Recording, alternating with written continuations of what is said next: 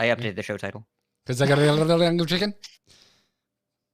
Yeah, he just like rolled his face on the keyboard. It's Kazaku-san angry. Kazaku-san angry. Oh, wow. That's Kazaka-sangry. Kazaka-sangry.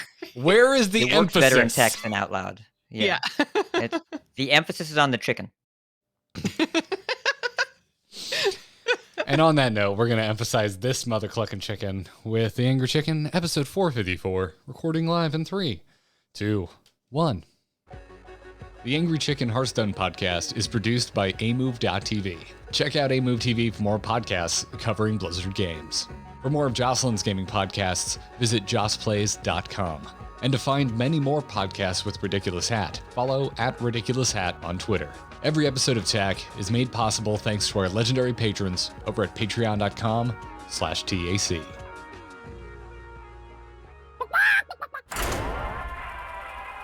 Time's up. Let's do this. Legendary! You face Jaraxxus. You smell like a leper gnome. I knew it. So wrong. A podcast about Hearthstone and Battlegrounds. This is The Angry Chicken.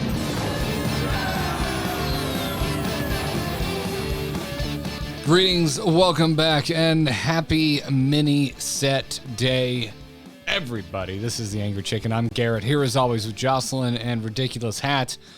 I didn't sleep last night and am extremely tired, so I may just stop talking for a while, and I'm still here. I just fell asleep. Everyone, if you don't follow the show on Twitter, you would not have seen the announcement that we were pushing the recording a day, and we promised we did not have any insight. Didn't we say last week? Actually, no, we said last week we were pushing the show a day, and when we found out, it's Valentine's Day. and when we found out the mini set was coming out, we're like, crap, people are gonna think we had insider information. We like legitimately did not. There have been times in the past we have, and we lied to you. So don't trust anything we say. It's not this time. This is not one of those You're times. not making this better. This isn't making things better. Yeah. This is making things right. Yes, we would have had the conversation yesterday and just gone over the cards and made wild guesses that turned out to be wrong instead of talking about what it feels like to play Hearthstone. I like this more, but both are fun. But this way we don't have to do card by card. And that's cool. Yeah, I don't really want to ever do card by card again. Does anyone here want to do card by card again? Card by interesting card. Oh, there you go. All right. Card by card's for YouTube. And we ain't YouTube. We ain't that. We ain't YouTube. At least not for Hearthstone. Please check out my Final Fantasy content. Thank you. Anyways, yeah, it's a hell of a week to be a Hearthstone fan, a Hearthstone player. I have played both Hearthstone modes. Yes, there are only 2 today, and it's extremely interesting. Just throwing shade. That's all I got. That's it. Standard players like duels today, whether they want to or not. I think it's standard players played duels today, whether they wanted to or not. I don't know if they liked playing duels today. They may have simply played against duels today. Yeah. They may have tried to protest, but that protest was one-sided. One side of the board. Social media so far today seems to be fairly positive, and I don't think that the 8-mana 8/8 that makes your deck good is gonna be oppressive. It's fun, it's cool, but I don't think it's gonna be oppressive. We'll talk about it in the news section, but we're not there yet. We gotta thank important people first. That we do. Our lovely patrons supporting us over at patreon.com/TAC. They don't judge us no matter how much I only really play 2 modes in this game. And I really appreciate that. So if you like this show, if you like what Joce, what Hat, and what I am putting down, and you want to support the 3 of us, you want to support The Angry Chicken, well, patreon.com/TAC is the best way to do so. And we thank you so very much for your support. And in exchange, you get access to our Discord server, an ad-free version of the show. Just check it out. Something for everybody. All levels of support. And to our most recent patrons, Elliot, Geisler, and which one of you is playing Ouija in a Red Lobster? Because we have been patronized by Demonic Oyster. I must have eaten too many of the Cheddar Bay biscuits. I It's impossible. I had too many Dugaritas. Thank you, Joss. Yeah. Are we gonna? Is this gonna be? Have I never admitted on a podcast that I don't like those things? Wait, the biscuits? Oh yeah, and we can escalate this. We can snowball this real fast because I live in the South and I just straight up don't really like biscuits. Period. Just in general, like okay. I find biscuits to be just the lowest tier of all bread. Wow. Yeah. So that seems incorrect, but more importantly, the I know it's an unpopular opinion. The Cheddar Bay biscuits are bread, cheese, and dough, or bread, cheese, and butter. What's the part that's the bad part? The fact that it tastes like a 5-year-old that doesn't like crust. Like the whole thing is just crustless bread. Because they have more room for the cheese and the butter. I need crust, man. I like crusty. I like crusty, baguette-y, Frenchy bread. Weird. I mean, both are good. Don't get me wrong. Hey, listen, more for you. Let's go to Red Lobster. Yeah. I'll have 3 Dugaritas, and you can eat yourself under the table with the Cheddar Bay biscuits, which are free, by the way. Perfect. So it wouldn't really matter. Yeah, well, why are you fighting about this? They don't have financial costs. The costs come later. It's like I will fall asleep at a Red Lobster table just gorging myself on bread. See, that's me anywhere they serve chips and salsa. Anywhere. Yeah. But mostly Chili's. Chili's, please sponsor this podcast. Yes. I also make sure to go out of my way when at Chili's. I'm like, I want chips and guac. You do not have to come over here and make the guac next to me. I don't need the movie. You can do it in the back. I don't care. What Chili's are you going to where they make the guac there? There was a thing. It's admittedly been a while since I've been to a Chili's because of that whole COVID-19 thing. But there was a thing where they did the table side guac. Do you remember this? They did the table side guac where like I'm aware of this from basically any other Mexican restaurant besides Chili's. This is great Hearthstone content. Oh yeah, this is wonderful Hearthstone content. Yeah, Chili's did this for a while where like you would pay more for it because it was bougie as hell, and they would come out with like the avocados and the stone bowl and that thing, and they would do that right next to your table. It was really fresh, but like I just felt like a dick to make them. The only thing I've ever seen done next to my table at a Chili's was 2 more beers being dropped off. That's it. Yeah, seems less labor intensive. Well, speaking of skirting things that are labor intensive, let's get into this week's Hearthstone news and not go card by card. Good news, everyone! Well, since we last spoke, Onyxia's Lair, the new mini set for Hearthstone, has been announced and has released as of today. It is here. And if you are not paying attention, you may click in the store to go buy it and go, why the shit is it $70? That's what I did. That. Yeah. How much is it in Canadian? Like $300? It's actually $80. You have to call a mortgage company in Canada if you want to buy the golden set. That's what you need to do. It's funny because most of the time, actually, it wasn't 80. I think it was 85.99. But anyways, usually it seems like the exchange rate is really, really, really bad for Canadian. The conversion they do for Canadian dollars. This one didn't seem so bad. It was, an extra 15, but still not doing it. Like I think it's interesting that you can buy a whole mini set for gold, but it's not gold, real money. A gold mini set for money, but I don't know who's doing this. I don't know who this is for. It's not for me. So the people that like gold cards, that really like gold cards, this is cheaper for them. That's because true. Like it actually, instead of having to buy stuff, like you buy the mini set, then dust the whole thing, then buy a bunch of other packs and dust it. Golden cards are really expensive. Mm-hmm. This is faster and probably cheaper for the super whales. And everybody else is like, that's dumb. I'm going to keep doing what I'm doing, which you can do. So I think this is kind of cool. The issue is that it is the default. Yeah, it should default to the normal set and then have a tab for the golden version. But I mean, it's marketing. I wonder right? if it's marketing. There's a just a devil's advocate part of my brain that goes, I wonder if they had a serious conversation and was thinking about the people who Because what happens if you buy the regular one and then you want the golden one? Is there any sort of discount at all, or do you just get double charged? Because No, I think you'd probably be double charged. yeah, I wonder if they're two separate things. This is the devil's advocate in the back of my brain, is them going, if we make it first, it's probably so absurdly expensive, it's going to stop everyone dead in their tracks. No one's going to make the mistake of buying that and then the regular set. However, if we do the regular set first, the people who actually wanted the gold set and are excited about it, they may just buy quickly, not think about it, and then later learn there's the golden set and be like, oh, well, damn it, now I want this, but I don't want to pay the 15, which, yeah, okay, it's a pittance compared to the actual price of the golden set, but still, money is money. So I wonder, there's a little devil's advocate in the back of my brain I bet this ends in fewer support tickets. Yeah, I mean, you're probably right. True. Yeah, nobody's pushing a $70 to $85 button by accident. There's definitely a lot of people that had the same reaction I think that Garrett and I did, which was, wait, what? Yeah, the only time my buy it with gold button? What is this? Yeah, the only time I spent $60 and regret it was Warcraft 3 Reforged. That's a lie. Too soon. That's a lie. Force Unleashed was a bad game that I spent full price on. Let's just drag everything I spent $60 on. Yeah.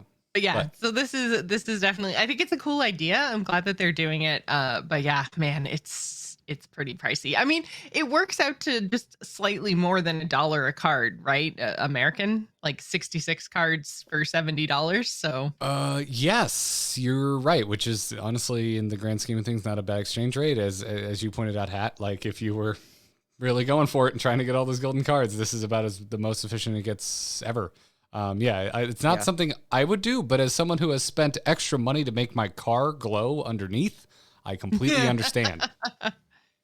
I feel like I would still rather just like craft the golden versions of what I'm going to play. Like that was the reason I went with just the buy it with gold normal mini set, is because I was just like, man, I don't actually know if I'm going to play any of these cards. Like they look cool, but I feel like day one of an expansion, everything looks cool.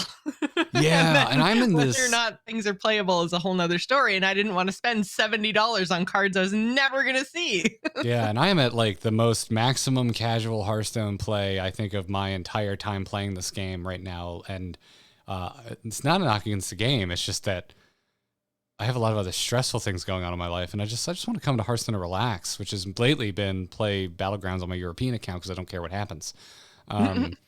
So I didn't really study up for this one, and I'm like, well, I want it, and I am sitting on a ton of gold, and the new rewards track is great. As someone who doesn't play as much as he used to, I still get a crap ton of gold.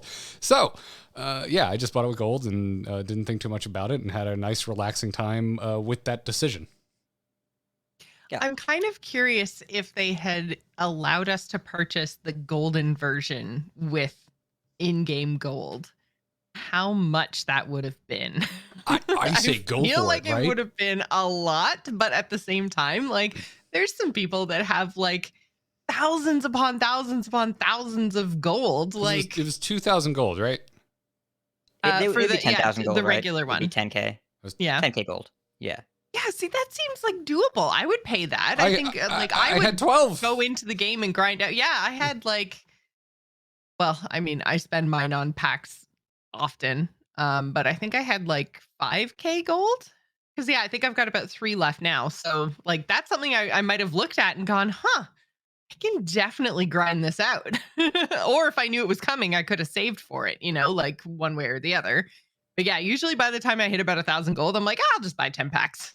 That might have been why they didn't do it, right? Is they didn't want to hit people with FOMO of, oh, well, if I had known it was coming, I could have saved, which some people would, and it would have been a point of contention. But to me, I'd say, like, give us the gold sink. For gold too. Just whatever ridiculous amount it is, just throw it in. Like, it'd be hilarious to see. They're making a pretty clear line that they're being consistent about it. It's probably a good thing. Cosmetic upgrades cost real money, period. The rewards track, the premium rewards track costs money. All the BGs, like the new animations, which I'm sure we'll talk about a little later. I'm holding back now. I'm very excited They about did a that. thing. We'll save that discussion for the climax of the show. So, I but wasn't like gonna the new laugh, and animation, then Joss responded. yeah. Yeah, I know, just too stimulating. So, the new boards, the new heroes, all that stuff, all of this is you have to pay real money for. Part of it is, Hearthstone gotta eat, they gotta pay a bunch of people. But also, it's very clear that if you want to whale out, you're doing so with real money, and they're not picking and choosing where that line is. It's always cosmetic stuff costs real money. I think that's probably a good line to set so that people know what to expect. And the FOMO of people who would impulse spend 10,000 gold and then complain about not having enough for the next set would 100% happen, and they would probably blame Dustgate somehow. Well, the safe word for today is FOMO.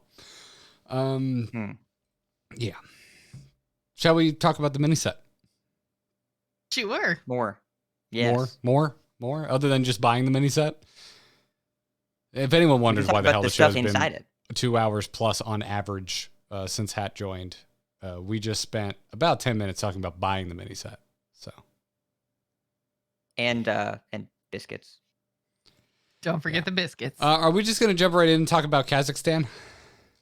I mean, we definitely can and probably should. I think it's the most, if not the most impactful, at least the most talked about card. And I think it has a lot to do with how, like, the parallels between it and Archivist Elysiana, because it's basically bringing back control decks, right? Which is something that a lot of people have said for kind of the duration of the year, is that this has been a very aggressive year, very aggressive metas. It'd be really nice if we had control things to do again. And at first glance, on day one, this looks like it's kind of enabling those control styles again. Oh, we're starting the show here, huh? I have so many feelings about this semantic debate. So, okay. First of all, card is sweet as hell. Let's just get that out of the way. Should we Card talk is about what sweet. it does? Like, in case We anyone Oh doesn't yeah. know. I Oh, forgot that when we recorded that's last week there was no There were no mini set. cards. There were no mini set. Yeah. Exactly. So, Borat is an 8 mana, 8/8 legendary dragon with a battle cry that Very reads. nice. What? Sorry, what? Very nice. I need to call my wife in here and see what she has to say about it. Battle cry: if all minions in your deck are dragons, craft a custom deck of treasures. And I learned minutes before the show that they were from duels. I didn't know they were from duels because I don't play duels. You haven't mentioned that before in the show, Garrett. Is it 29 treasures altogether?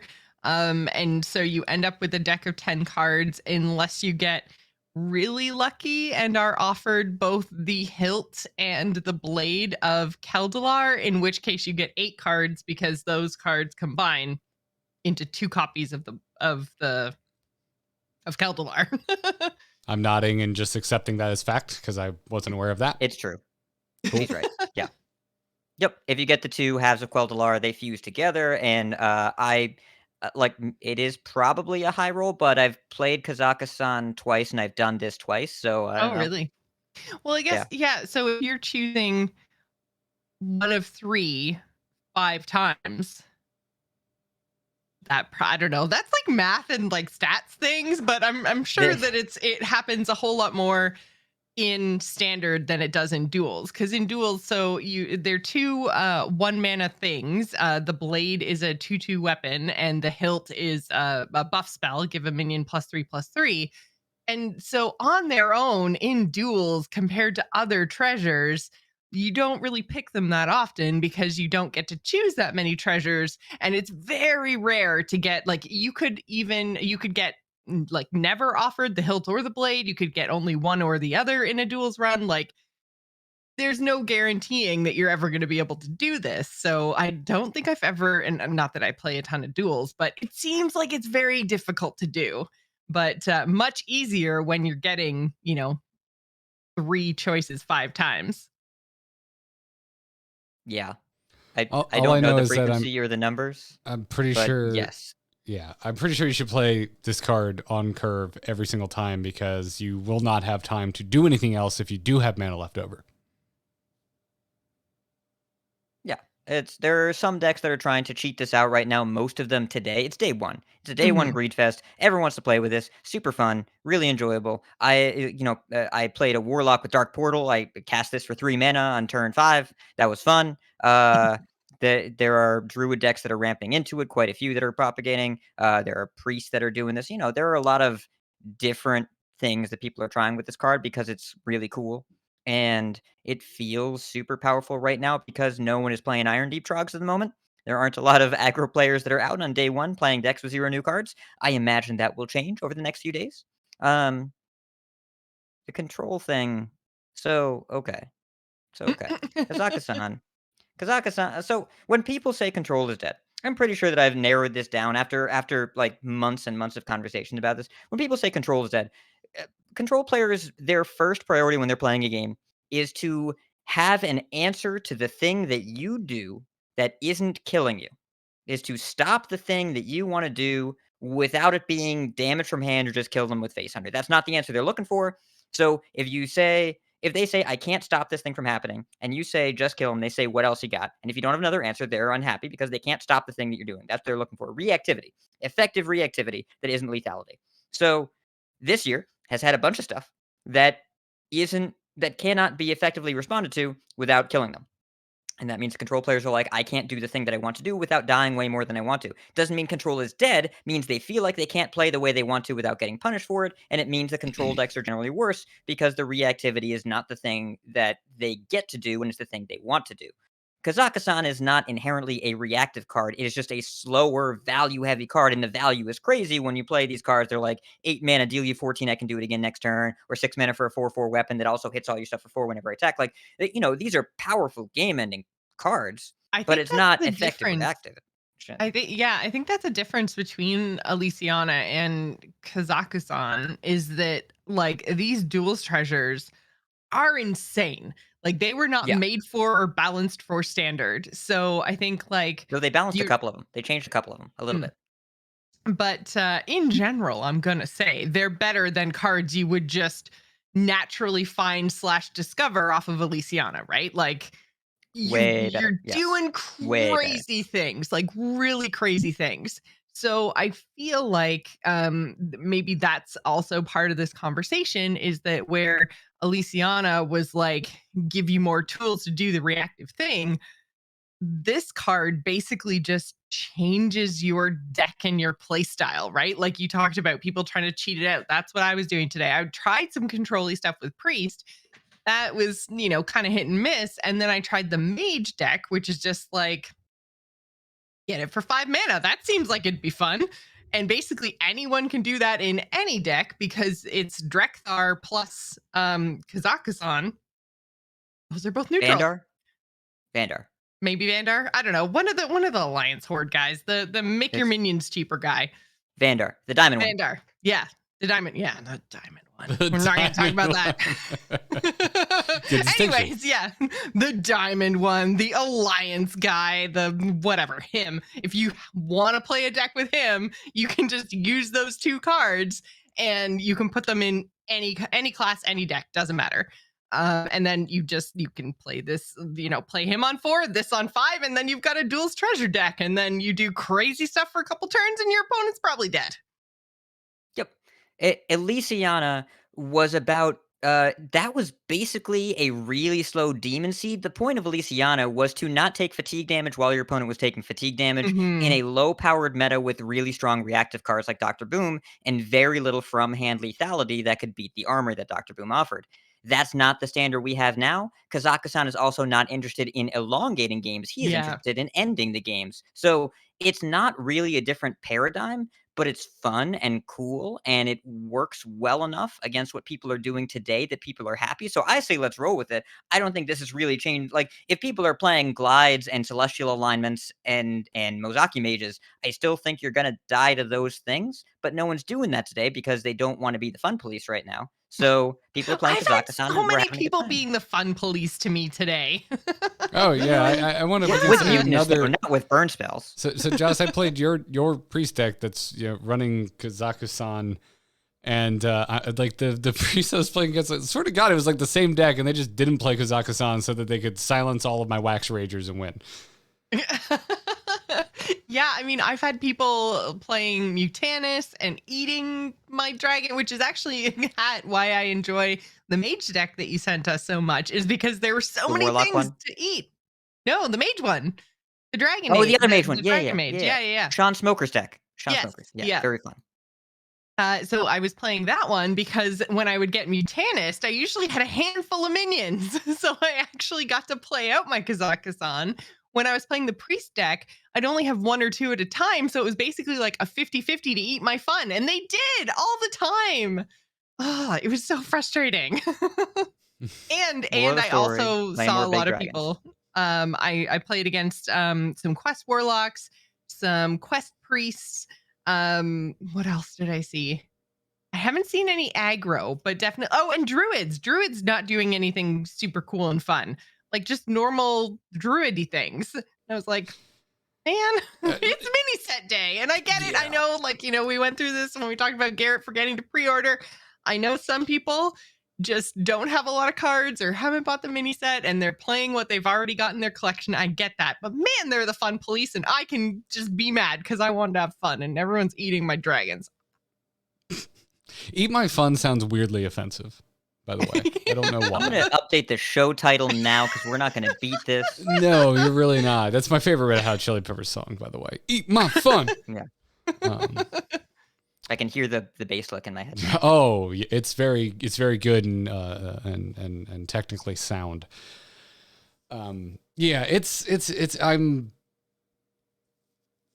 I think I'm coming to terms with the fact that I'm a very boring Hearthstone player because I respect Kazakhstan here, and I pray to God that it doesn't stay meta. It's just too slow. So the ways to cheat it out, most of them rotate. And again, when Iron Deep Troggs start coming back, all of these really, really slow decks that are just filled with value, they're just going to die on 5. And I've been, to the surprise of no one, I've been playing a bunch of rogues today, and I have not really been threatened by Kazakhstan stuff because my opponent dies after I kill their stuff, or I just kill them over their stuff. And it's great. Wait, Jocelyn, we found the So- fun police. It's actually not me. It's Hat. It's Hat. Yeah.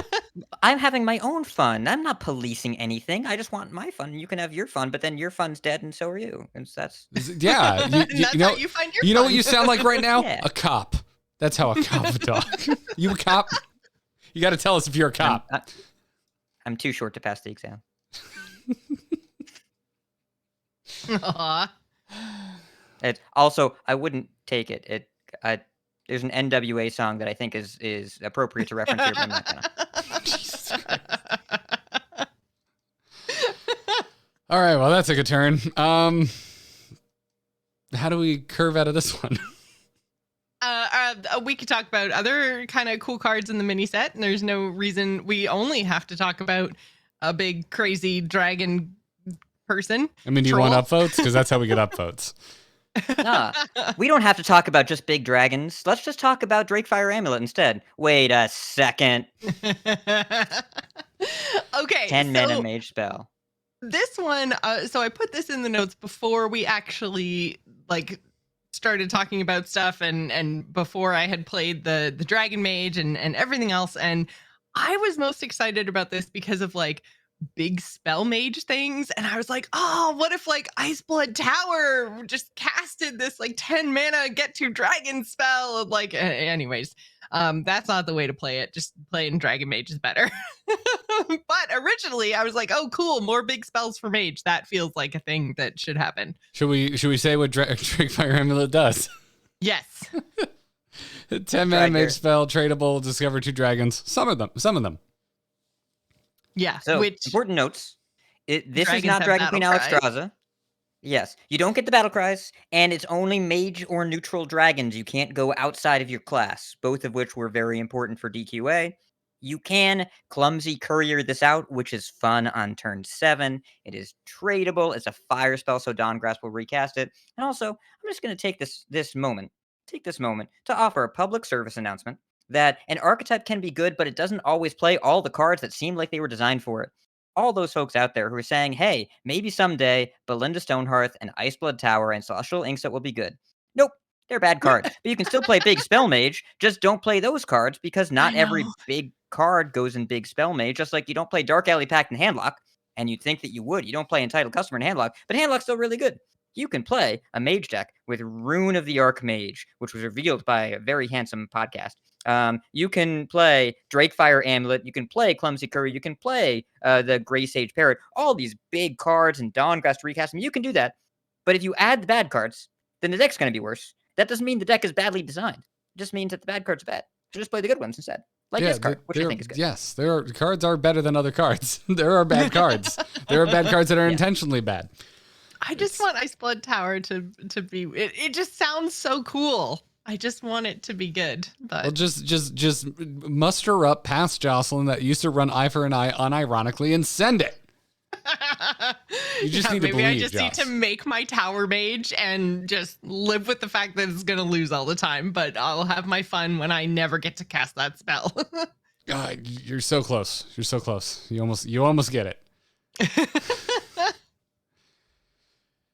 Results be damned. Results be damned. Mm-hmm. Yeah. But I think this card's fun. And if you're looking for another large spell payoff, I think this is a good card. But Iceblood Tower is really optimistic. Yes. Well, and I think Mage has a lot of ways to discount spells and stuff right now as well. So like even discounting hand and discounting deck, and there's lots of stuff you can do that makes this not necessarily cost 10 mana. And even if you get it in your hand and it costs 10 mana and you're like, damn it, I have 3, you could be like, trade and ping. Please keep tradable around. Yeah, tradable is really fun. I think it's good design. Yeah. It makes your tech cards feel less bad to run, and it makes narrow, cool cards like Provoke and Overdraft possible. And you want those to be possible because when they work, they're rad, and when they don't work, you can do something else instead of holding them in your hand and losing, which is much worse than doing something else. Yes. Yep. Please keep it around. Love it. Want to see it next year. Unlike Librams, which I won't. Set. Well, next standard year. Next standard year. I said next year, like we're coming up on a new year or something. Who put Boomkin in here? Who wants to talk about Boomkin? I did. I thought the 5-mana 4/5 Druid minion. Choose one, restore 8 health to your hero, or deal 4 damage. This Boomkin is charging up a Kamehameha. I just thought that it sounded cool. I mean, I like that I feel like we haven't really been choosing one as Druid for a little while now. Like we have cards that we do, but we're not choosing. And that felt like such a core Druid mechanic. But you don't need to choose one because your whole board's full of ones. But like, I mean, we discover stuff, but there aren't really choosy cards anymore. Not to downplay Discover, but Discover ain't special. Discover gets around. Discover is in every class. Exactly. So I felt like this was kind of a cool card. I like that it could be offensive or defensive. I don't really think anyone's going to play it right now, but I think it's a pretty good choose one design, and I kind of wish Druid as a class would get back to that. Yeah, to me, this is something that I am with you. I like the design of. I like the theming of. I think it's a little too vanilla for Constructed, at least at the moment. I feel like it might be a good like after rotation card, like a 4-set meta card. Yeah. We need to coin a phrase for that, like a scavenger meta or something, because the scrappy meta, because you're just trying to, it's just the fewest number make of cards. The best of what you've got with not much. Exactly. I mean, really, I don't. Barons 2 is what you're looking for when we have the second Barons. Yeah, don't play Arena anymore. Remember when people thought Alex was OP and that was going to happen all year? Remember that? Yeah. Yes, I do. But yeah, this is the kind of thing where I'd be like, oh, I'm really excited about this in Arena. I don't play Arena anymore, so I don't necessarily think think like that anymore, but every once in a while something comes along that makes me go, this is a damn good arena card, and that's how I feel about Boomkin.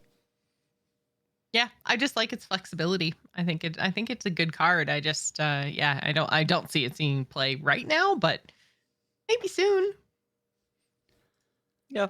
Also a way for Druid to get damage without spell damage being problematic, because there have been so many Druid decks in the past that have leaned so hard into spell damage that looks like they're trying to move that more towards Shaman and Mage. And I think Mm. that is probably a good way to make the class a little bit more distinctive. Like, Shaman needs something. This has been a problem in WoW and Hearthstone for a long, long time. I think they finally got there with Shaman and figured out what it needs to do. And right now it's got a pretty cool spell damage kick that I like. So I'm cool with that staying on the Shaman side, and Druid getting a little bit less of that by getting maybe damage minions instead of damage spells. Also, Boomkin is right next to Raid Negotiator, which is the 4-mana 3/4. It discovers a choose one card and then picks both of whatever you Mhm. choose. And Boomkin, when you pick It has both, is great art deal. too. Yeah.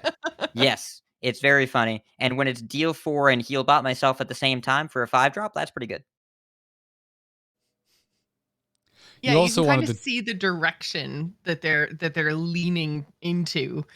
They've Um, been so heavy on choose one cards, and yet we haven't gotten any good choose one cards or choose one Well, spells, we but need they've to had all choose the to choose on enablers. cards, is the Mm. problem. Yeah. But We've they got also need to Pride give us a Seeker and reason to choose it. Pathmaker. Yeah. We've got Pride Seeker, Pathmaker, Jerry Rig, and now Raid Negotiator of 4 different choose one synergy cards. And what am I getting with that? The only choose one card I looked, just because I was like, wait, is that I true? know It I is could true. see you. I Yeah. could see you making the face, being like, "No, Druids still choose one," and No, I'm like, I was like, is that right? It is right. The choose one card that's seeing play right now, where the 2 different options are both being chosen, is Druid of the Reef, which doesn't get synergized with any of these cards and is also just played on turn 1 as a 3/1 or a 1/3. Sometimes capture Cold Tooth Mine, but otherwise all these other choose one cards are kind of poo, kind of not mm-hmm. good. Like, Jerry Rig will go get Sow the Soil or Power the Wild sometimes, but that's not like super exciting. I miss Wrath. I miss wrathing people. Yeah, like Wrath, Nourish. Like there's some Yeah. stuff that we used to do all the time as Druids Do we that we really haven't miss done in a while. Nourish? Do we really? Has it? Nourish It is has being not been played long in enough. Celestial Druid. It's Yeah, in yeah, Celestial that's true. Druid, which Yeah. I don't love. But even then, I feel like ever since Guff the Hero came out, people have been playing him instead of Nourish, because then Can you blame get a them? hero Look at power Guff. that like you get a higher mana cap, and you get a hero power that lets you just keep doing the Nourish thing. And you get to Every hang out with Guff. turn. And you get to You hang get to out see with Guff. Guff. Yeah. Hello, my name is Guff. Had there, I love had there was an easier way to like deflate the sales of how excited you are about 2 choose one cards out of the 3 for Druid coming in the mini set by just talking about how maybe you, and I'm definitely not projecting here, are very excited to maybe finally, for a second, get away from Token Druid, oh no, Scale of Onyxia. I like Token Druid. I want to arbor people. I've been doing that all week. Dude, you You're just putting me said on you want to blast. wrath people, Hat, and you're part of the problem. Much like you're part of the fun police, you're part of the Druid not choosing crap problem. I can like wrathing and tokens. Don't make me choose. I get to pick. That's the point of being a Druid fan. I get to do both. I Cool. get to choose the one I want. It's like choosing between Anyways. biscuits and Dugaritas, and I choose the latter. You can have both. I know. You can. I don't that's- like one you of can them. enjoy- I mean, honestly, I haven't had I a know, Dugarita. It's that's- just Mimi, so it's Right. it probably tastes like freaking Windex. Anyway, Scale of You're just Onyxia. a bowl of sunshine today. Anyway, Scale of Onyxia. 7 mana, Druid spell. Fill your board with 2/1 Whelps with Rush. Okay, so I saw a lot of people being underwhelmed by this card before they played with it. I have played with this card and against this card. This card, good. You remember when Guardian Animals used to cost 7. It would get you about this much attack with Rush. You get to just do this, but also, I have had opponents just play this card on the empty board, and then they have 7 minions, and then they buff them, and then that's good for them and bad for me. So it's flexible, it's interesting, it's a spell, and people that are playing Kazakhstan Druid don't want any minions that aren't dragons, so they play this instead. They kill my stuff, and then they play Kazakhstan. I think that's cool because you can overgrowth right into this, and it makes Druid more survivable. It's people have been playing. They've been playing things like Wing Commander Muldrick in their Ramp Druids, which I think is cool because it's a really fun way to answer Iron Deep Trogs. But also, you can just play this and then Just kill their stuff because the way Druid does wide removal now is things like this. They make a bunch of minions and tokens that can attack instead of things like Swipe or Moonfall or whatever, and they just kill all your stuff. They have to work a little harder at it now because that's supposed to be a weakness of Druid, which is something they forgot about when they printed Spreading Plague. They remembered it now, which is why this costs 7, and it's a good cost as of right now with Overgrowth in Standard. When Overgrowth rotates, we'll get some kind of ramp replacement. I don't know if it will cleanly get us to 7, but this card is balanced as though you need to work a little bit for it, and then when you do, it's pretty good. I like it. It's better than I thought it was going to be.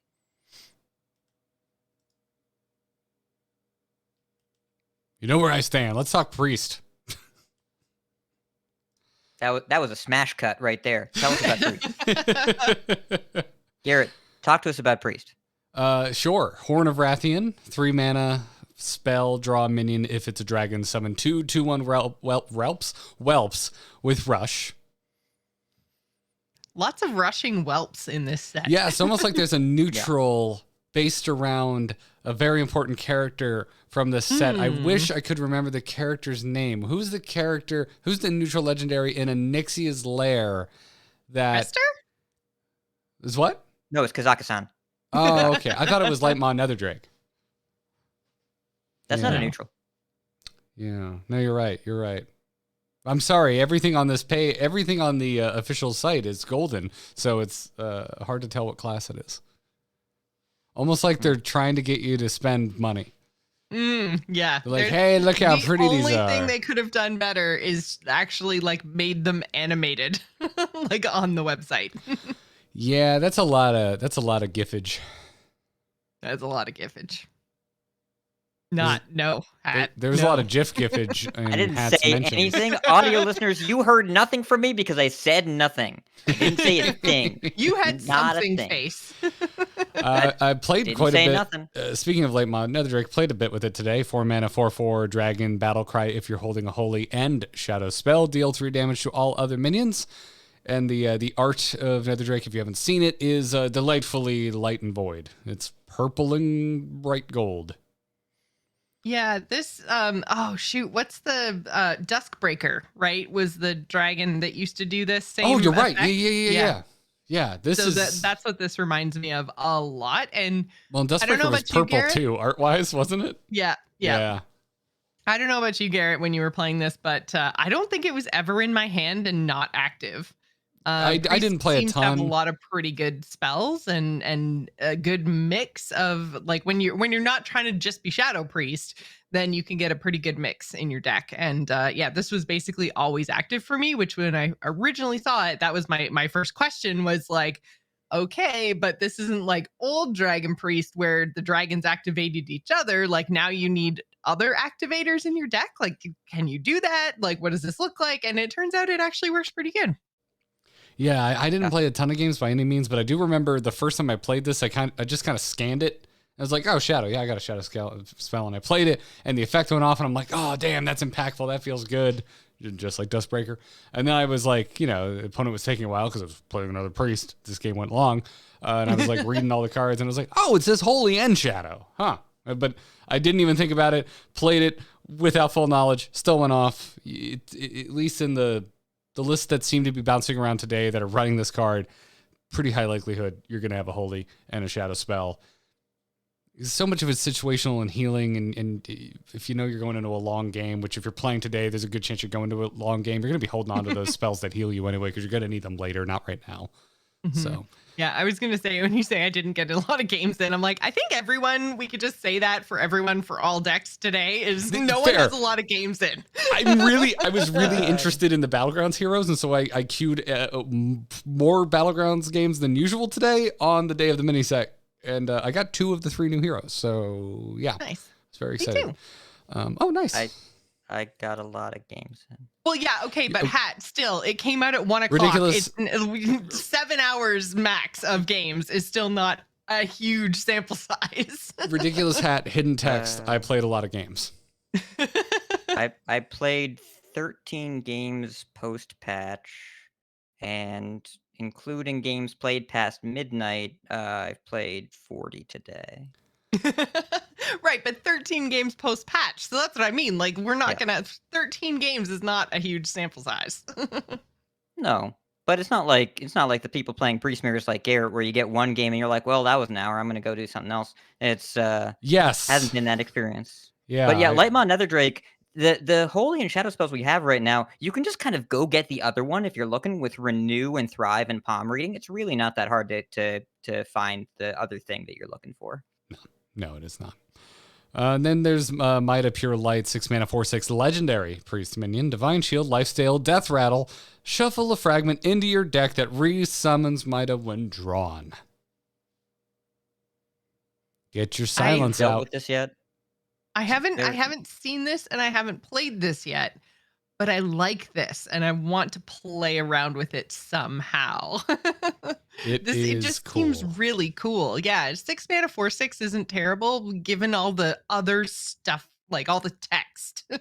This card does a lot of things.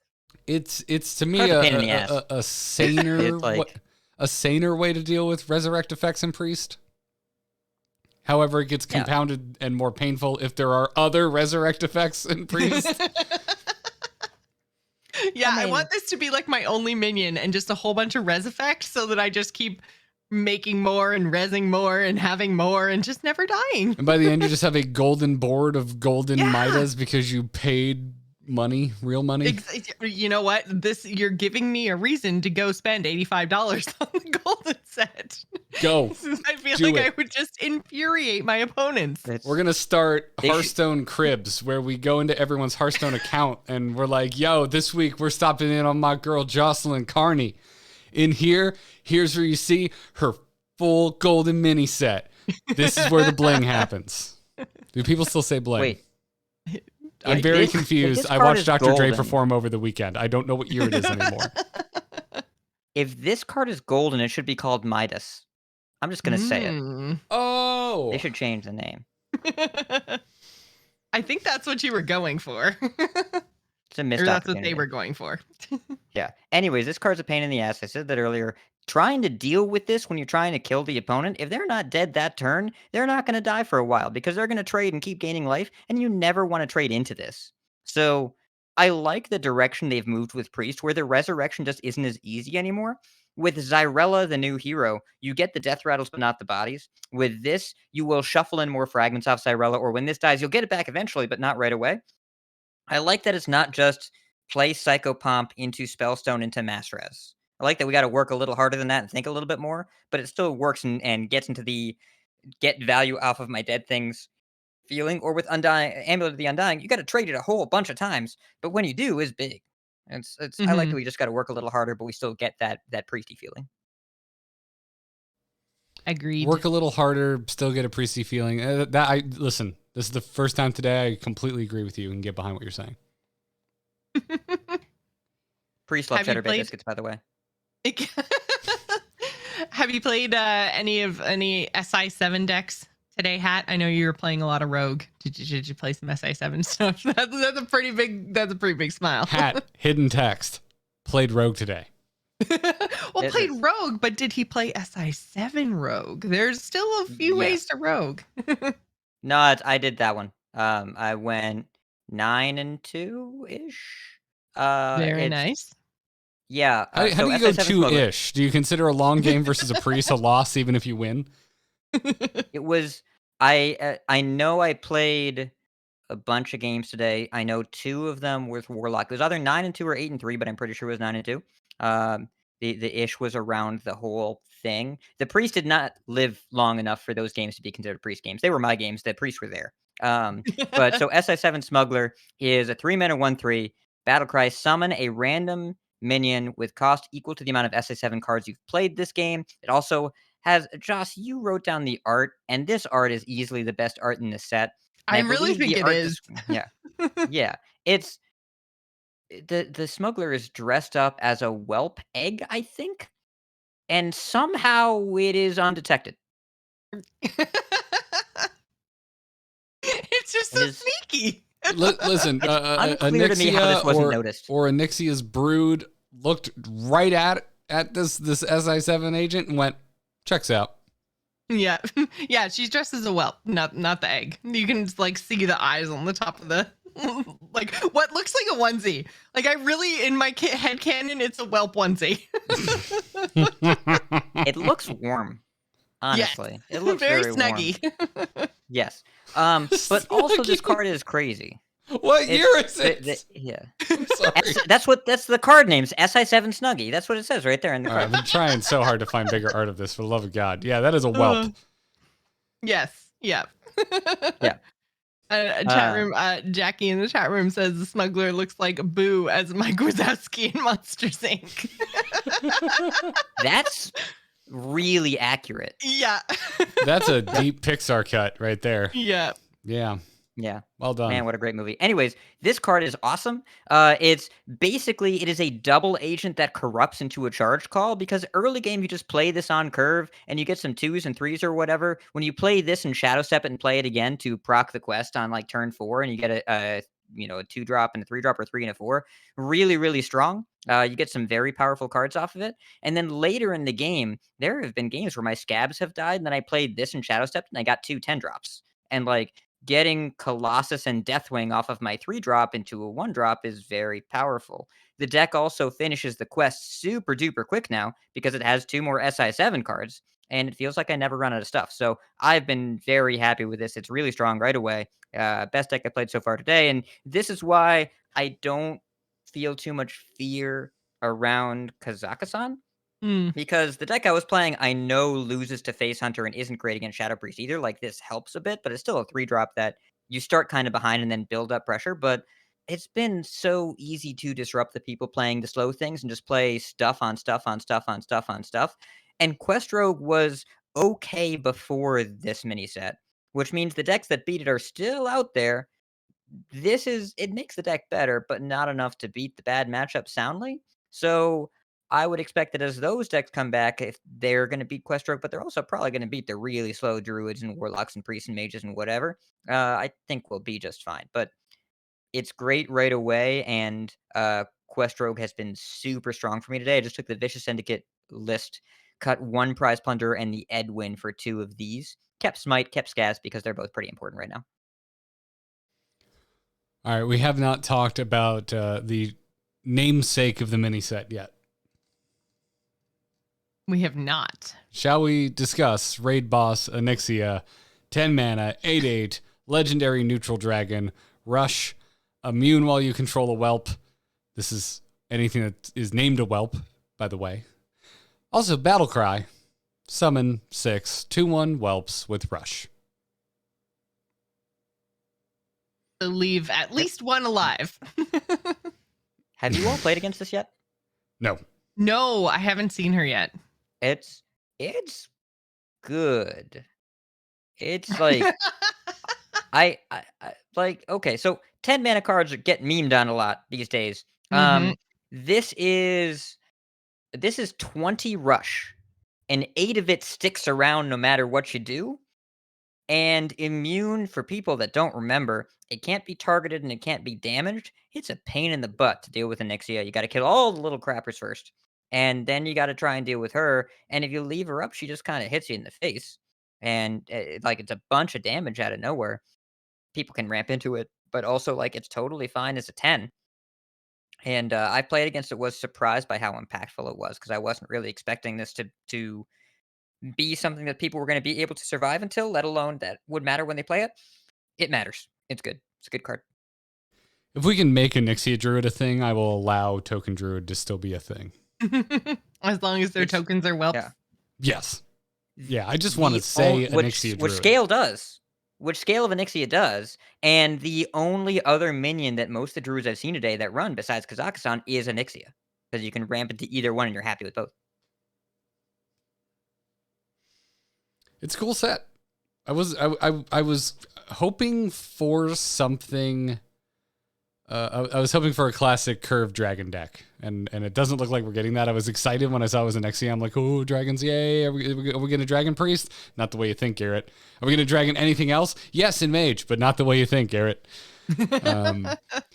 But I still think it's cool, and I haven't taken this new mage archetype out for a spin yet, but I wanna try it. I hope it sticks around. I hope it survives the meta-ing. Yeah, I mean, it's really hard, right? Because this is day one. So everyone's trying crazy things and, like you never really know what's going to stick around. I mean, I feel really bad for anyone playing in it, but I am excited for the Masters Tour this weekend because I want to see what people come up with and what kind of turns out to be super crazy. Again, those will be tournament decks, maybe not necessarily ladder ready decks, but I want I want to see what's going to happen. But man, I feel bad for them. They have like a day and a half to figure this out before their deck submissions due. I think it's due like the 17th at like something Central European time even. So like if you're West Coast like US, you don't even have the 17th.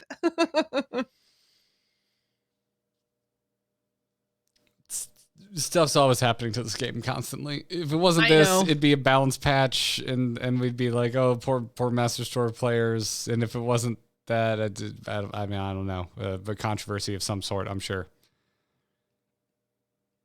But yeah, I'm interested to see who comes up with what. I think it's going to be a fun tournament. Yeah, it's I don't know. To me, I see it as a problem due to Hearthstone's health. Like this game is so frequently updated. This is always a risk. Yeah. I think this is pretty directly a consequence of the QA strikes, because this patch is a week late. I'm pretty sure we were supposed to get this last week on the 8th, which would have meant 9 days instead of 2 days for the Master Tour competitors, because we were also definitely supposed to get the patch balancing Roguestone on the 11th and not the 25th, instead of waiting 3 more weeks to deal with 0 mana 4/5 rushers, which I think were pretty easy to see at the time that maybe that shouldn't have been in the game, and then they changed it. So that patch was 2 weeks late. This patch is 1 week late.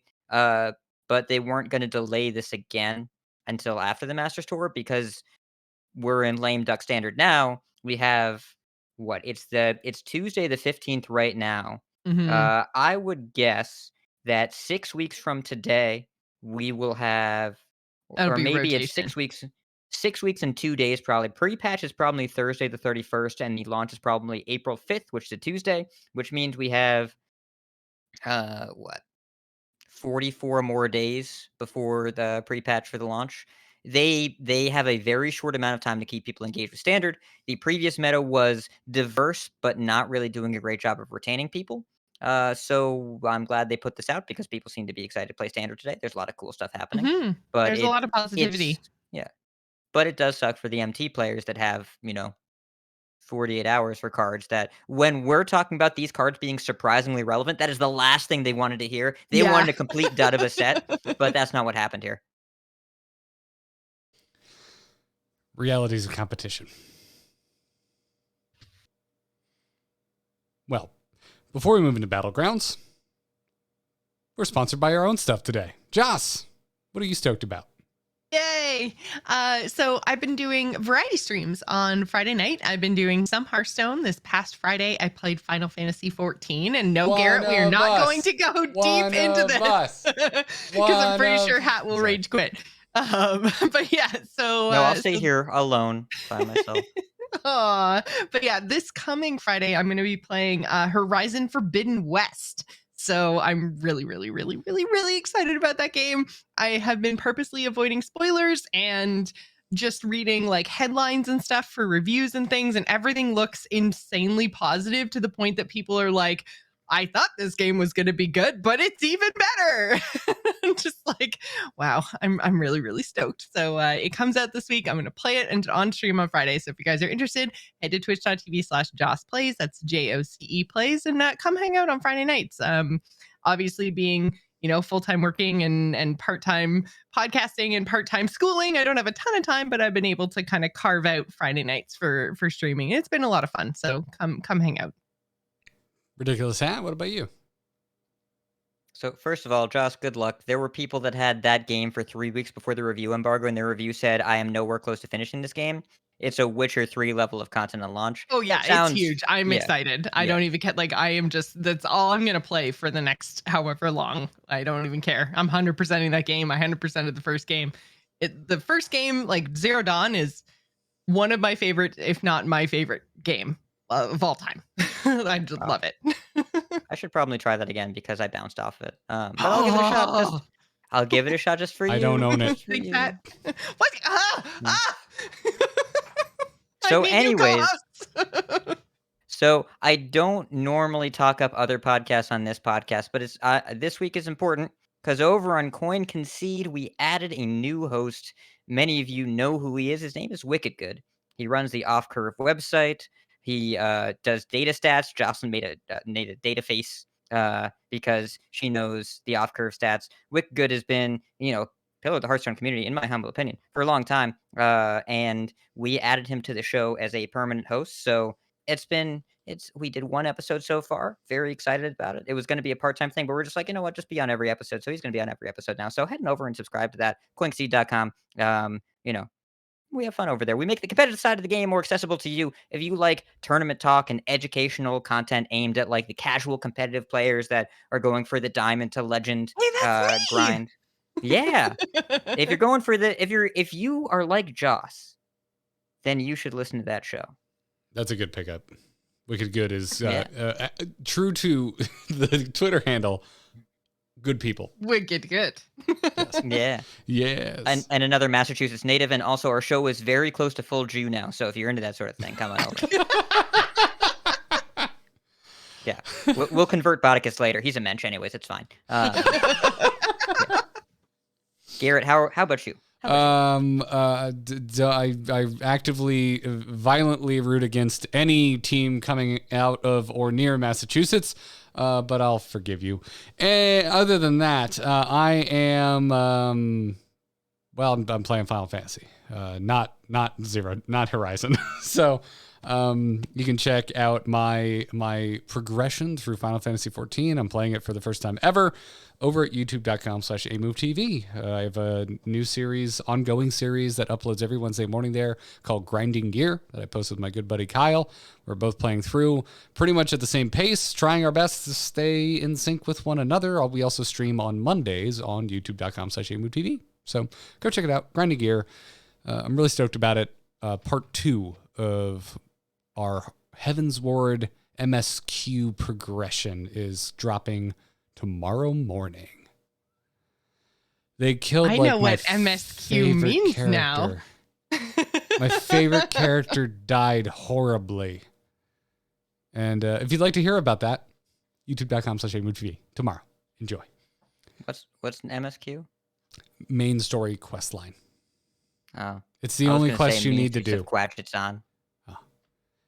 When you finally break down and join the Revolution hat, don't go in and think of it like World of Warcraft. I do not have time for an MMO. I don't have time for a card game. You're already legend and you played 40 games today. You have time for an MMO. Is the implication that getting legend is the end goal? Because that ain't it. That was the first 2 days of the month. I got them. There are more. Listen, I'm not going to say it's better than Hearthstone, but it's better than duels. Wow. So however many hours you dedicate to that, I would recommend allocating it for Final Fantasy. Anyways, let's talk about another thing that destroys my time and hours, Battlegrounds, because that got some changes today as well.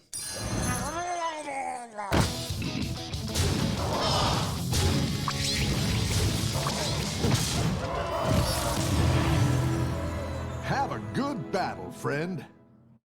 I shall have a good battle with new heroes. Where'd they go? I'm trying to find them for the visual aid for the live stream, and I lost it. It's not where I thought it was. It is not in this. I can't help you. I'm on the wrong. Put a link. I'm on the wrong page. It's on the patch. It's not on the mini set announcement, which does make sense. I am unintelligent at times. Yes. Yes, I've played a good amount today. I've gotten a chance to play with Dawngrasp and Onyxia. No Rokara for me yet, but it looks like we are covered because, Joce, it looks like you got a Rokara game. I did get a Rokara game, and also I think I had these heroes in every single one of my lobbies, at least 2 of the 3. So I have played against Dawngrasp, Rokara, and Onyxia. I've only played as Dawngrasp and Rokara, not Onyxia yet. Onyxia is fun. Dawngrass is fun too. I just got like run over though by the first person that discovered a good tier 6 minion, which I feel like a lot of my games are kind of going that way these days. But yeah, I was really enjoying Dawngrasp. Should probably mention what Dawngrasp does. Twice as nice as Dawngrasp's hero power. Passive after Bob's Tavern is refreshed. Copy and freeze one of his minions. It doesn't say it here, but it was always the rightmost minion for me. Every single time. Yes. Okay. I feel like it should say that, or it's a bug. Well, I mean, I don't really think it matters, right? Because when you refresh the tavern, everything is random. So what does it matter if it's the rightmost minion or if that minion happened to be on the left side? I guess that's fair. I guess that's fair. I just found it odd that it was so consistent and yet like didn't mention the consistency. The thing that I found interesting was that it doesn't work like Ysera's works. Like I was getting frozen minions if I froze the tavern. You were? Like, you know how they changed it? Yeah, you know how they changed Ysera so that she, like, if you freeze the tavern, it doesn't count as a refresh? I don't think I did. No? Oh, I was still getting a frozen minion. I didn't think. Maybe that was a bug. Because So I wait, played so like you right froze? straight to go. So you froze and passed the turn, and then when the next turn started, you got another copy. Yeah. That seems unintentional. No, there's no way. There's no way that can be right. Because then you Well, would. that's what was happening. Well, you'd be guaranteed a triple if that happens. Right, because it always copies the right one. So it's Yeah. Yeah. I'm gonna say something in the bug forum. I'm gonna do it. I'm gonna do it right Okay, because I was like, that was the thing that was happening. Because that's literally what I thought is I was like, okay, I'm getting triples, and also I am like, it's not working how Ysera works, which you would think it would work the same way as Ysera. So yeah, I must have. You were you were doing this and getting triples? Yeah. And I was like, this powerful. doesn't seem like this should work the way that it is. The hero power should say thrice as nice. I'm aghast. I don't mean to keep saying like I'm not sure that's correct because it just sounds so wrong. No, and it does. easily It was exploitable. broken. Because the trick to this should be, and how I thought it was that you can leave the one extra frozen if you don't want to buy it this turn, and then you can keep that one around, and then you still get a refresh, which still procs the twice as nice. Mm-hmm. Yeah, I think that's how it should work. I could have sworn that I froze and jack shit happened next turn, but when I only kept the one frozen, then it did. Then it would give you that's how I think it should work. So I'm pretty sure that's how it did work for me. Because I definitely froze on more than one occasion because I already like found the triple and I'm like, okay, yeah, I'm not going to get my twice as nice, but whatever. Like, because you also get it on any refresh. It's not just the beginning of the buy phase. Right. Yeah. It's not just the beginning of the turn. Yeah. It's any time. Yeah. Yeah.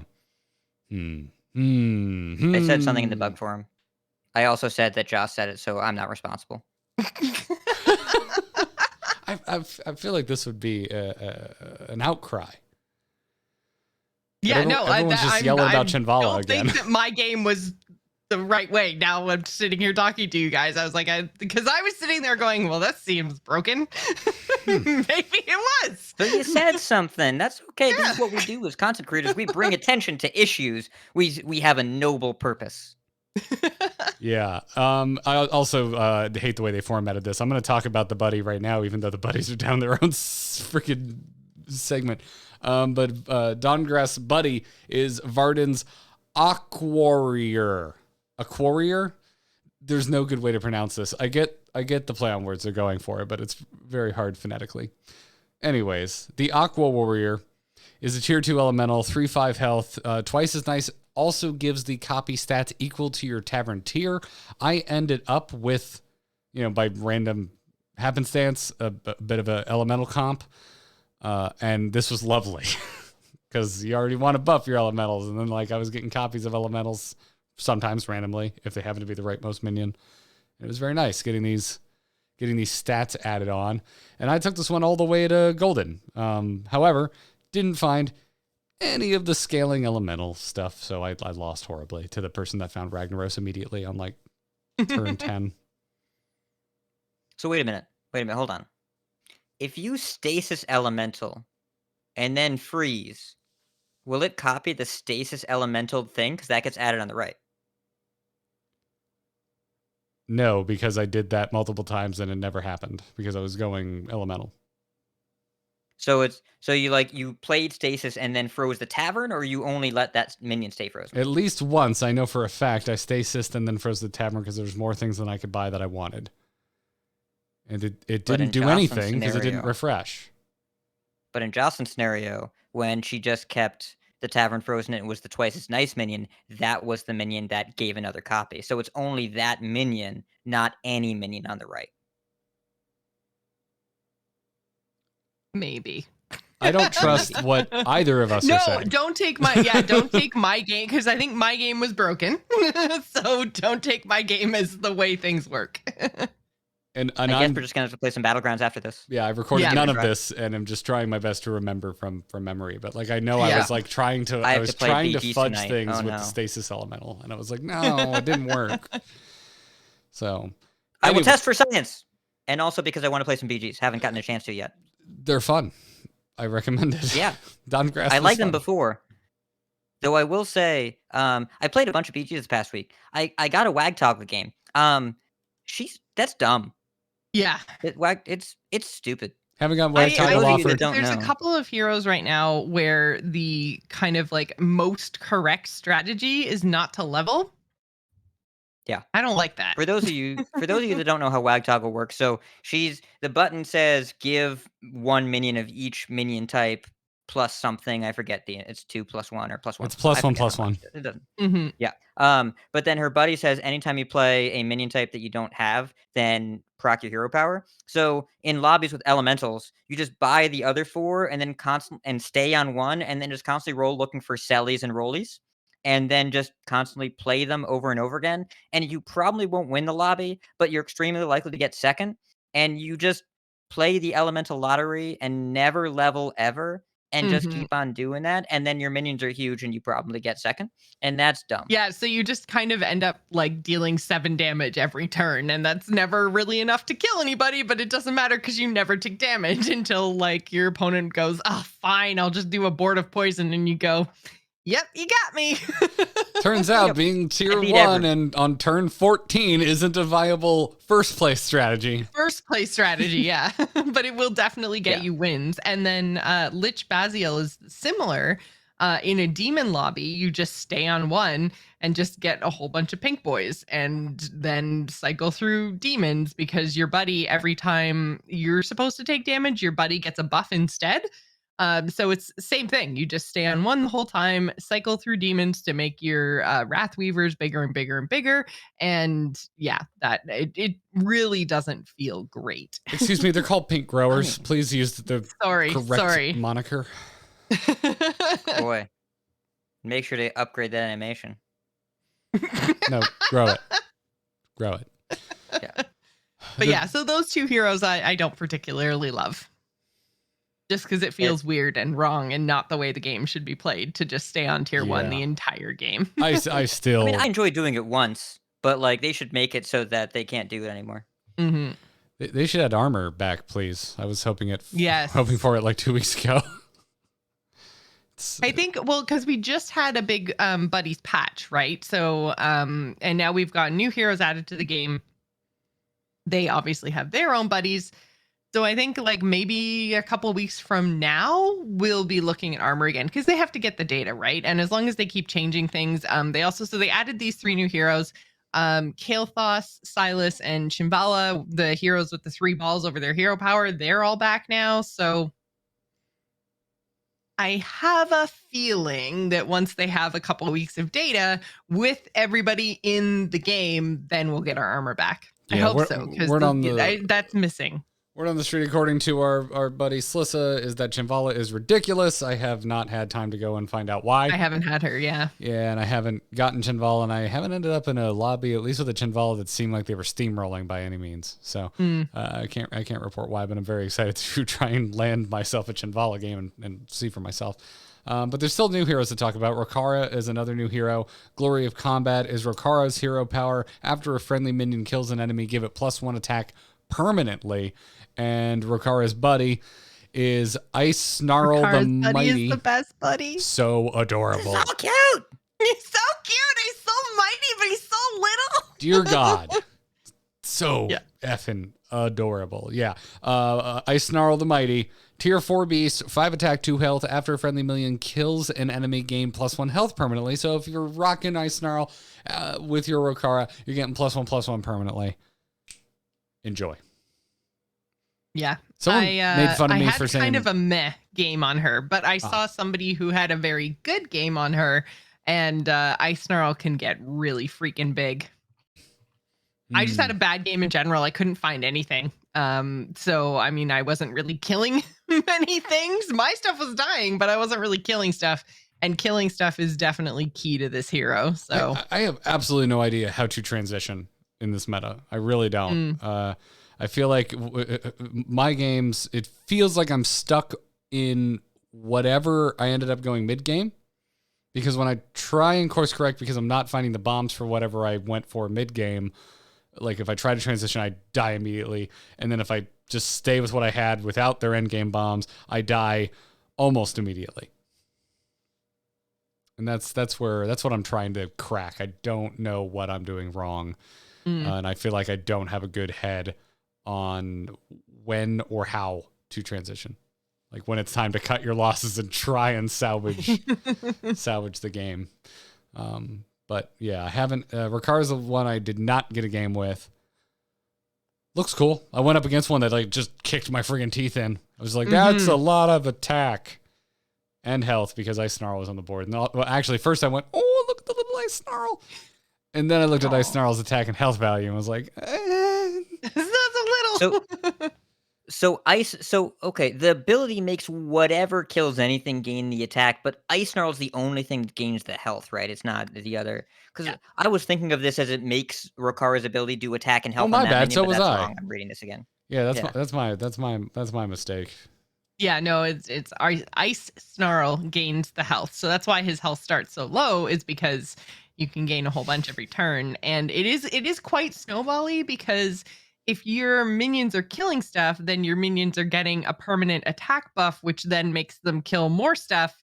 And then now you've also got your buddy that's gaining health. So like the more you kill stuff, the higher your attack gets, the more stuff that you kill, and the bigger your buddy gets. So like it is quite snowbally. Like I said, when I couldn't kill anything, she's terrible.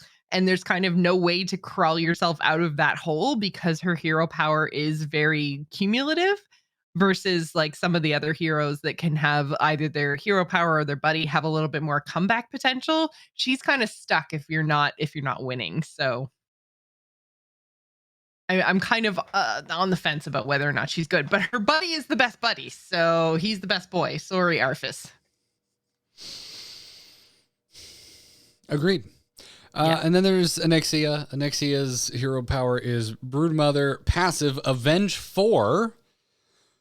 Summon a 2/1 whelp. It attacks immediately. I have one complaint about this, which is the Avenge counter doesn't tick down in real time. And it makes me weirdly annoyed, and I want to know how close I am without having to count in my head. That's it. That's all I've got. So, I had a good Onyxia game. I think I got third place. You did have a good game. Yeah. Okay, because that was my question. Because so they've given a hero Avenge as their hero power, which, I mean, like, Avenge is a very interesting keyword, but has been kind of problematic in the past. So seeing it turn up on a hero power is kind of like, yeah, but it doesn't give you like permanent econ gains, which is the major issue at least in the past, not so much now with Avenge cards. Yes, very true. That just, send cards to your hand. Yeah, when I originally looked at this, I was like, well, like Avenge 4 seems really high to just get a 2/1, but I think the buddy maybe like brings that back a little bit. Like, did you find that it actually worked well and wasn't like too slow? Yeah, I'm with you. I mean, I prefer Avenge 7, but Many Whelps is cool, which is Onyxia's buddy. A 2-star 4/2. It's just called Many Whelps. It's dragon, and whenever you summon a whelp, gain +2/+2 permanently. This works the same way as Ice Snarl. Many Whelps is what's getting buffed. not the whelps that are getting summoned. The first time I read this, I was like, wait, are my whelps that I summon getting buffed? Because that is nuts. No, it's just many whelps. I guess they hang out very closely together, and that's why they're only one minion. So do you purposely go for like a tokeny avenge comp? Like, is this good with like mechs or like beast doing rat stuff? Or listen, let me tell you, with my sample size of one game played and a third place finish, I turn 1, I had the imp that summons 2 more imps, and I'm like, that seems like a good start to getting Avenge 4. So I grabbed that. Next turn, there was a pink grower and the imp that gives you health. So I bought the pink grower and froze. And then turn after that, I got another imp that summons 2 imps, and I just did that, and I ended up with like this demon comp, which makes sense because all of their taunters drop off more crap as well. And so you can, like, to me, it's like, oh, I'm just gonna grab a soul juggler, and when I get to that like mid game taunty token demon comp, I'm just gonna keep summoning whelps that attack, and so I just had many whelps on board, and then just a bunch of demon bullshit. And it got me to third place. Yeah, it got me third place pretty well. I have since seen another Onyxia do beast comp, and it seemed to work really, really well. I think the hilarious thing is dragons don't seem good for this. No, not at all. No, it's the whelp snowball among themselves, which I like. I think the Avenge 4 is kind of a trick. Yeah. I kind of want Acolyte of Cthulhu and Tony Two Tusk, and then I want stuff to happen. Because, like, if you get a Scallywag, an Acolyte, and a Tony, you have a board of golden pirates immediately. Like, it just happens. I kind of want to do that and then get a board of golden pirates. Yeah, but Pirates is another good one that makes sense, and that was where my head went after I finished my first game. Was Pirates would have been cool, and Pirates are once again not performing super hot, but I think this might be a hero where you could see them excel. Yeah, Tony's still Avenge 4, right? That the buff is still there. Yes, that's the buff one too. I feel like he'd be. Well, it used to be Avenge 5. So it's I think the buff one gives 2 minions golden. Yeah. Wait. Buff 5 give 2. The triple. Oh, the triple one. Right. I believe that is the case. Yes. So if that's still Avenge 4 and you have a Scallywag and an Acolyte, that happens right away. You could potentially, with a non-golden Tony, make 2 things golden in 1 turn with the whelps dying too. Like, seems like there's quite a lot of opportunity there. Gross. I'm gonna try it. Finishers. Oh, do you want to talk about finishing on face? Yes, I think we should. Who wants to finish on their opponent's face? In spectacular fashion. Yeah. I'll just remind us, before we get too far, I just want to make sure I'm clear. The show's title is Eat My Fun, so please be aware of your phrasing. Yeah, no, I am blatantly ripping off the greatest Slissa clip I've ever seen. Yeah. Like, if y'all so good. Haven't seen Slissa and Critter dying unintentionally from laughter while reading about finishers and Battlegrounds for the first time for what should now be really obvious reasons, I highly recommend it. It was really funny. I went running to Katie. I was like, Katie, you need to watch this. And it was a good laugh. It was a good laugh. It's a new cosmetic. It's hilarious if you have the brain of a 12-year-old. Which I do. Which we do. Yes. I will say, aside from the naming convention they have chosen, I was a little bit disappointed because I thought that this was like the Lich King's animation, but it's not. This is just the one finishing animation that's available, but it's not even, I don't think it's available yet even. It wasn't in the shop today when I looked anyways. Well, I'm glad it's not I want to finish on the face day 1, right? Like, that's clearly my priority. Yeah, and it wasn't in the shop, so I was really disappointed. Joce's gonna give it to you, everybody. I know it's why they're here. Wow. honey. So these will be available February 22nd, which it says in the patch notes. There was also a great Okay, I missed interview. that. There was a great interview on Nina is Noob's channel with both Celestalon and the cosmetics lead Alicia Cornelia. There are a whole bunch of different animations coming, as well as some new skins. There's a Cosmic Kitty for Bigglesworth. That's adorable. And I hope there's also a new name, because this one I think has some context that maybe they want to avoid. You would think, right? Like I don't know. I'm would listless think. on this one. I don't know how this actually made it past like PR. Maybe it was intentional because it's Yeah. hilarious and Maybe. I mean, we're talking about it, right? Like Yeah. I'm considering paying for this, which is something that I was morally opposed to before. I do think it's an interesting idea, like giving some sort of extra animation for like doing something cool, especially in Battlegrounds, which we know they're trying to monetize with cosmetics. Like I think this is a cool idea instead of just like picking up one hero portrait and smacking it on the other. Like this gives you something else to do. It's so hard to talk about, not make it sound dirty. I'm really trying to be professional here. I feel like I wouldn't have naturally come to this on my own. I don't know if I would have come to this joke. No. Oh, No. yeah. I mean, listen, Joce, you're right. They could have gone with a more acceptable word like climax. They could have, or like I said, I thought each hero was going to get their own, so it was going to be themed around the hero, which is why I was like, I kind of get it. Like Lich King, it's kind of like frosty. Makes sense that there's like white frost. It looks stuff celestial. going This doesn't look Lich King at all to me. You're right. Like it does look it's very sparkly, very celestial, very stars. Like I get it. But yeah, I just like, because of the kind of color that they chose, I thought maybe it was Lich King specific, but yeah. Are you saying because it was white and splooshy, you thought it looked like a finisher? So I just don't even know how to talk about this. Oh man, I was just hoping it was more like hero portraits and it was unique to each, and that's all I'm gonna say. Everyone should have a unique finisher. Not every person's the same. No, everyone finishes a little differently. So I saved most of my dirty jokes for Twitter.com, which Jocelyn scolded me for, I'll point out. I was scolded on Twitter.com.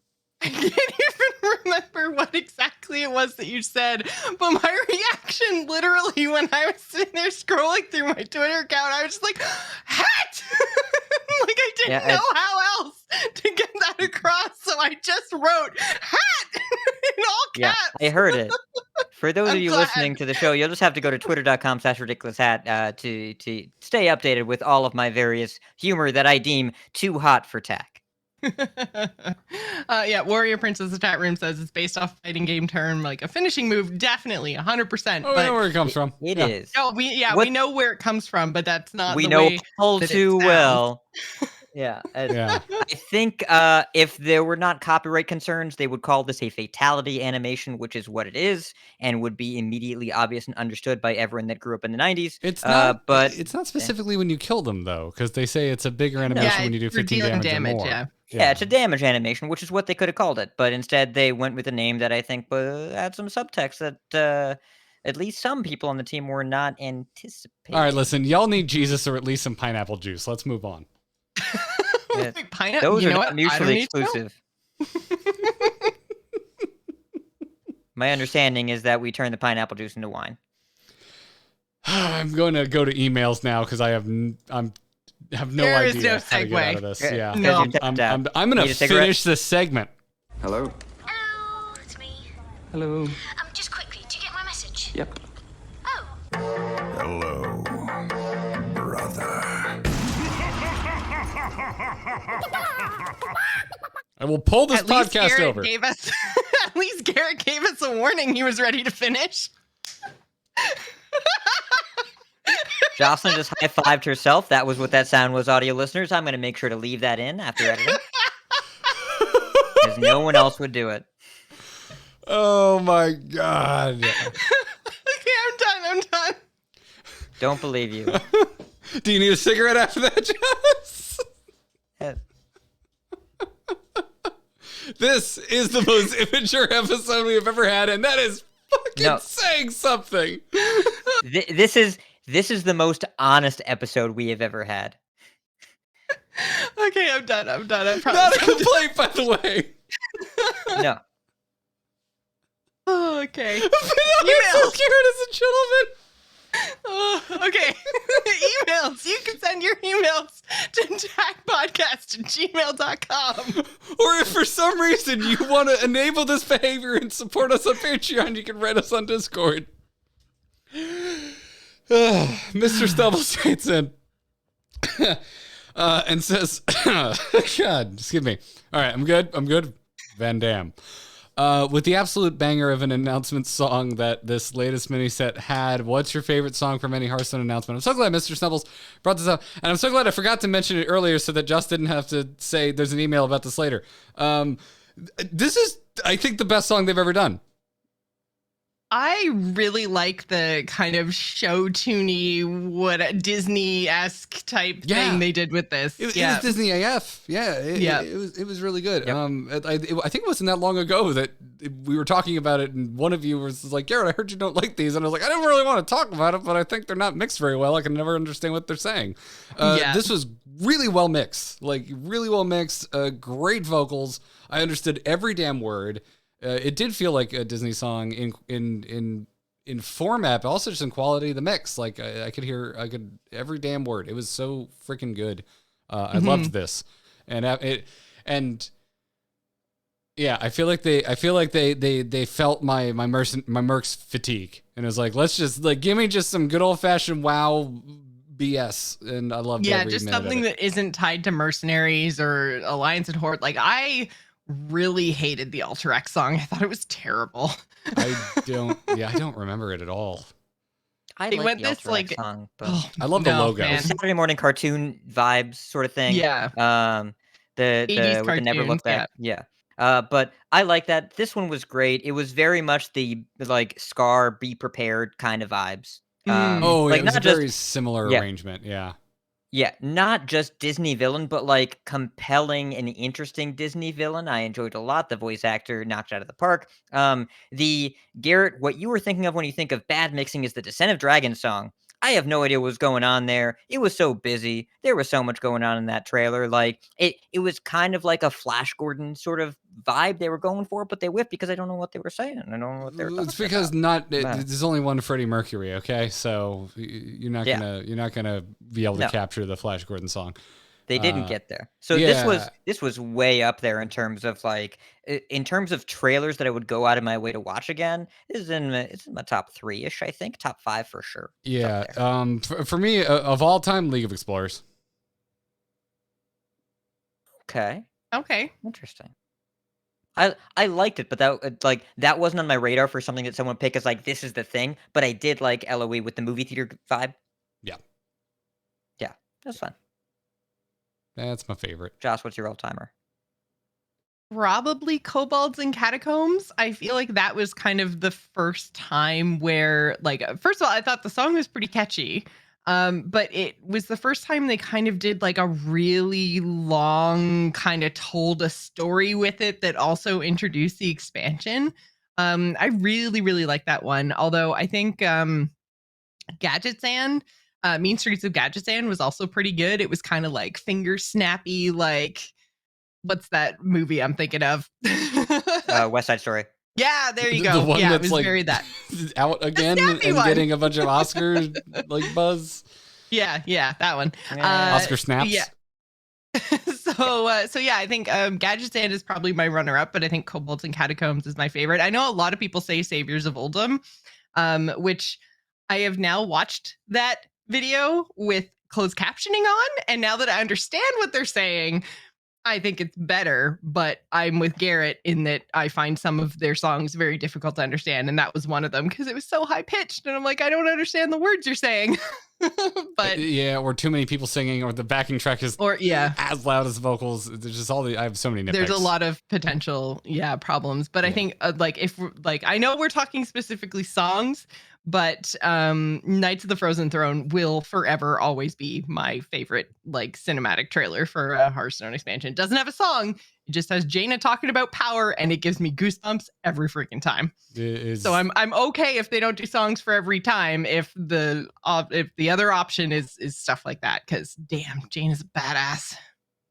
Yeah, it's a good answer. The Kobolds and Catacombs one is I don't remember it at all. It's completely and entirely overshadowed by Ben Brode, judging the audience by choosing certain death during the BlizzCon reveal. That man made us wish for death as a group and shouted at the top of our lungs. What a gifted entertainer. And then was it's certain. And then he yelled at us for choosing it. It's like, you gave us the option. You knew what we would choose. You knew what we would say. Yeah. We were chanting in the audience, death, death, death, death, death. It was great, but also I'm glad that it didn't come true. So if we're going with, my list could be a top 10. My list could be a top 10, but my top 3. Well, yeah, there's 30. 30. And there's so many really good ones. Yeah. I remember you two were both very really thrilled about Whispers, because that was the first time I heard Disney Evil as kind of the vibe they were going for, and I think it was really well done. And that was early days, years and years ago, and they still got it down. But I'm picking a top 3 here. If that's what I'm doing, then I'm doing Saviors first, because I'm not much of a lyrics person when it comes to listening to music. I don't normally retain that sort of stuff. So just in terms of the vibes, love the vibes. It's super catchy, total earworm. And number 2 is Rastakhan's. I just love the arrangement and around that. Number 3, Madness in the Dark Moon Fair. The creepy Tim Burton-y music box vibes. Yeah.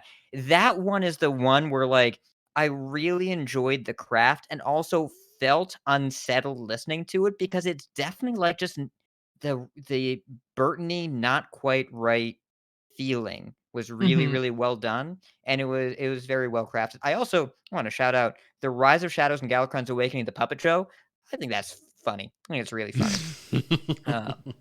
Not quite musical the same way, but I definitely enjoyed the Rise of Shadows where all the dumb villains are gathering, and then also the Galakrond's Awakening where Reno interrupts somebody else's puppet show with his own puppets. Yeah, that was good.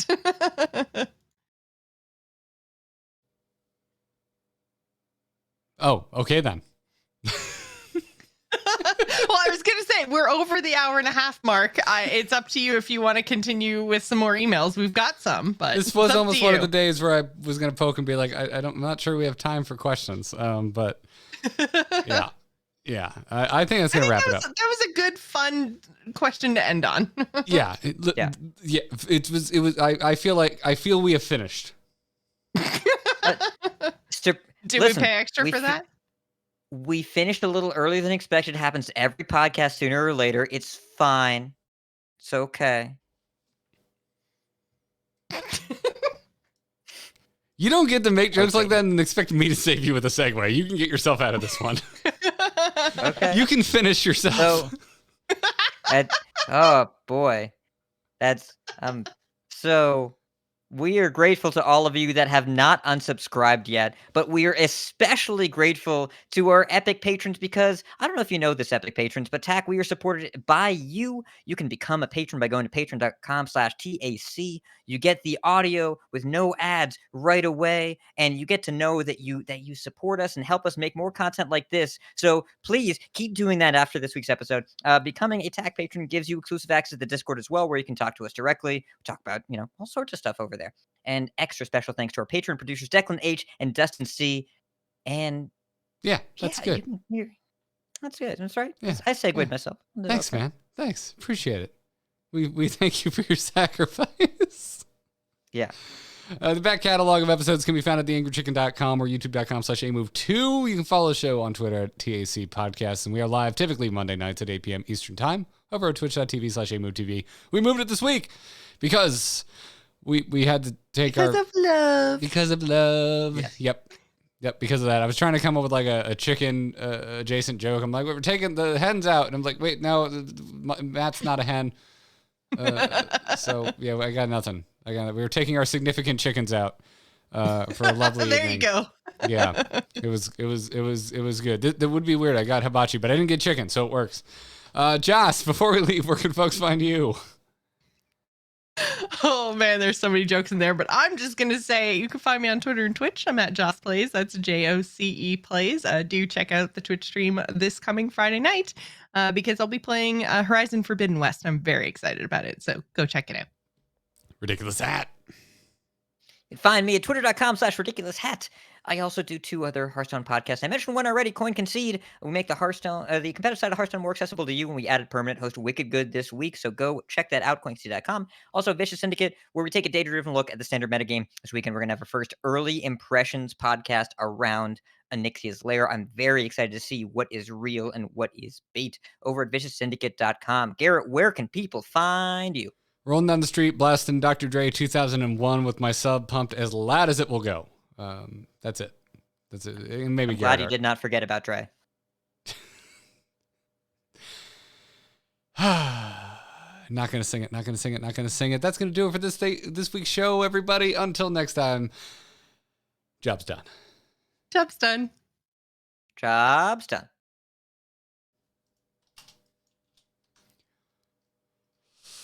Y'all know me. With a bunch of gibberish. But being low key, hated on by both these chickens with. By the way, Josh, the joke that you could not recall involved referencing the fact that the animations were premium, so we can instead call them money shots. Oh, that was it! I didn't see that. That's amazing. Yeah. Wow. That's what got the hat reaction. That would have been. Oh, damn, dude. That's perfection right there. There was a response referencing Battlegrounds buddies, and I said, Baby Coda does not need to see this. Oh, God, that's amazing. That is amazing. There's been lots of good jokes on Twitter, lots of gold. It's been very, and just finishers. My favorite part of the Slissa clip is her husband just losing it in the background. Gets me every time. No, the commentary, because I think it's Critter off camera going, "You finished on their face." That's what I lost it. I was already giggling. Yeah. I was giggling when Slissa was kind of starting to put together why she thought it was funny, and then when Critter's just like, "You finished on their face," I'm just like dying. Katie's like, "What is so funny?" And I'm like, "I get her rewind. You guys see this?" Like, I was laughing so hard. It was the most I've laughed since seeing the freaking Jackass movie. Like, I was dying. It was very good. It was very, very good. Yep. Hey, this is what happens, man. This is what happens. You take cleavage out of Hearthstone, we just become degenerates. Yeah, like I am not blaming the boobies for this. This is who we are. Well, that's the thing. That's my point. Like, you think like we can't be trusted with sexual content, and clearly we can't. We really can't. Well, I mean, they could at least control the sexual content instead of having us make our own.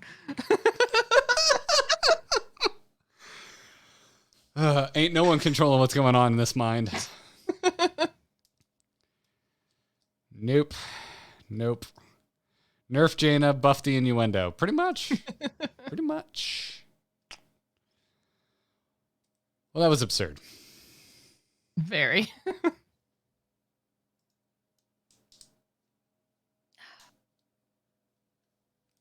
What are you messaging about, Jess? Yo, there's some shit in the Discord right now. You said we're taking out our significant chickens, and then you made a joke about eating chicken, and so I said I can't say anything, but there's so many jokes here. I was thinking you're like going like a cannibal route, and you went like no maximum blue. Yep. Maximum blue. Yep. One day, everybody. One day we're gonna say fudge it, and we're just gonna do like an R-rated show. There's gonna be some bonus episode where we realize that we've been holding Joss back, and there's another layer of immaturity there that we just have. The surface has not even been scratched. I'm very much looking forward to that day when I am yeah. disgusting. It's one The thing. day where we commit to never getting a sponsorship deal again is a glorious day in tech history. Yeah. Well, I mean, we have been approached by Boater Pill sponsors. So That's true. Yeah. there's a market for all content. Yeah. We'll just have to Oh, see. God. I mean, maintaining podcast income does get harder over time, so. And if you want to listen to the dirty things coming out of our mouth in wonderful audio detail, have I got an earbud recommendation for you? And on that note, I'm going to bring the stream down. Night, everybody. Bye.